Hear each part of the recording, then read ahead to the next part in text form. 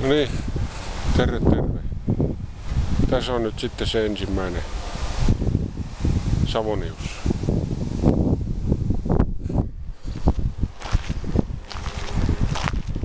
Ei hirveästi tuulekaan, mutta